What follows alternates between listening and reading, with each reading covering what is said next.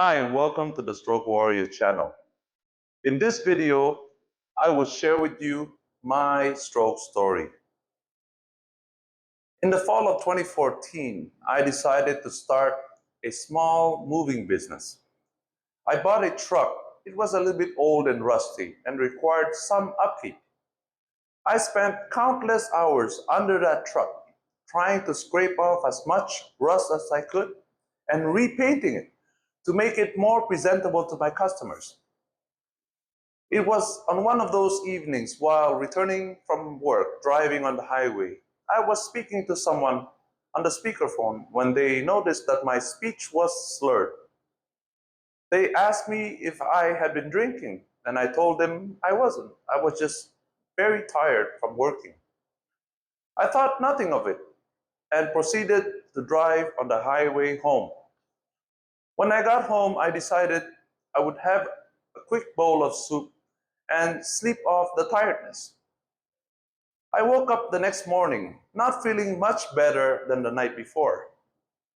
I proceeded to go to work. I worked 13 hours more from the time I felt the first symptoms.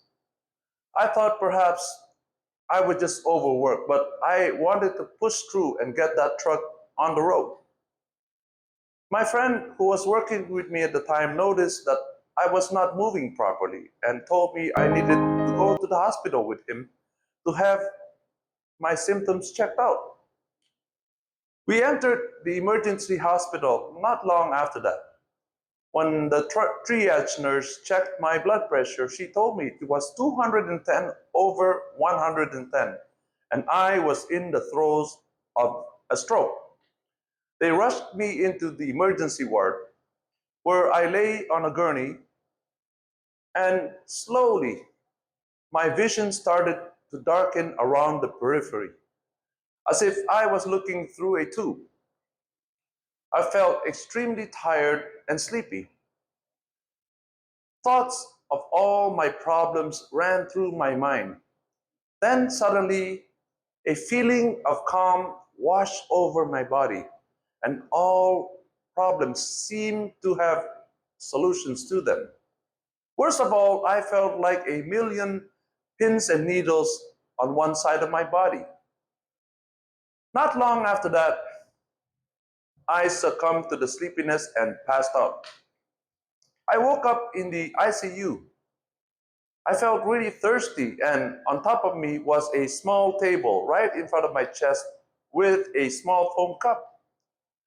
I decided I'm gonna have a drink, but when I thought I was gonna go grab the cup, nothing happened. It was at that moment that I realized that I was paralyzed and had no sensation on one side of my body. I accepted at that point my fate.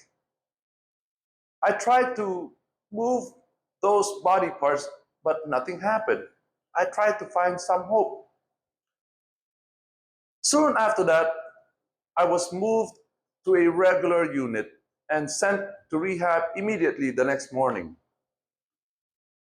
About 2 weeks after that, they moved me to a rehabilitation hospital where I attended rehab every day. The doctors were very friendly, but their prognosis for me was not looking good. We attended meetings daily. I attended rehab daily.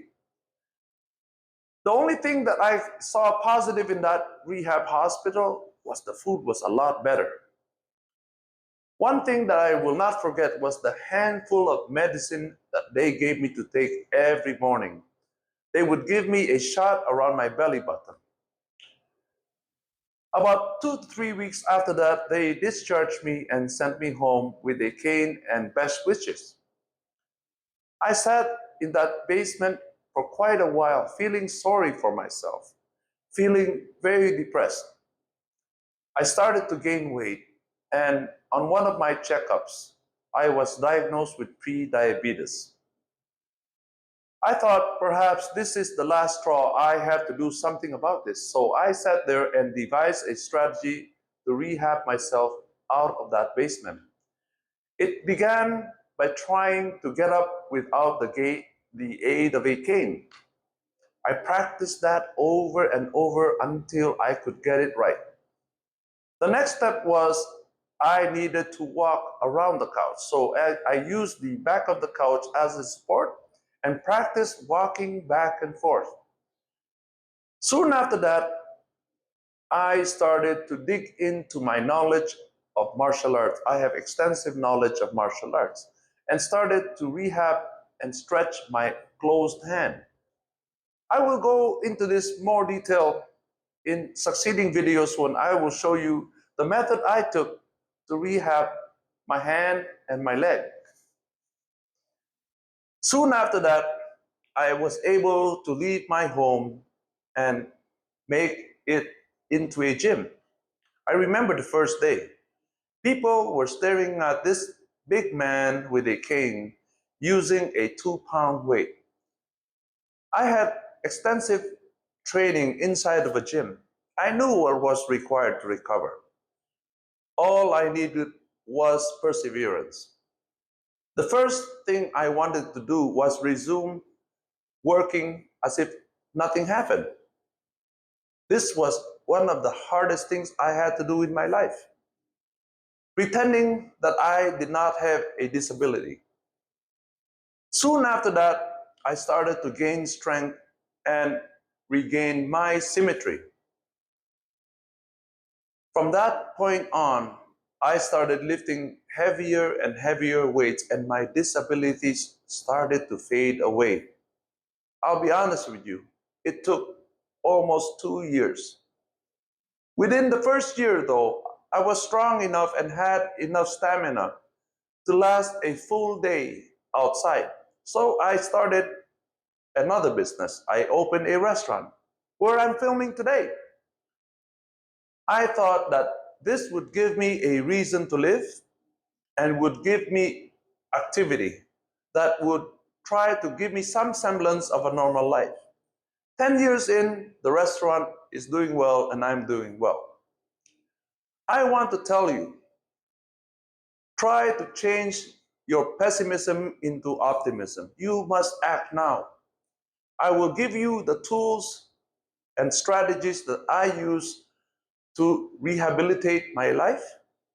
I was open to a lifestyle change, changing the way I eat. We will go into this in depth. I will explain to you everything I learned in the 10 years that I've been battling this. I thank you so much for listening to my stroke story. I won't be telling you much more about this. All I am about is work, and I will share to you every single step I took and why I chose to do those things. I hope that I could be of help to you, and I hope that my videos bring you some light in the darkness that you are sitting in, because I was in that darkness as well. I look forward to seeing you in future videos. Please click like and subscribe and the bell icon so we can reach more survivors when they search for videos to give them some light, some hope. Let's together conquer this enemy. We are all warriors. All people that suffer from this stroke are warriors. Thank you very much and see you again.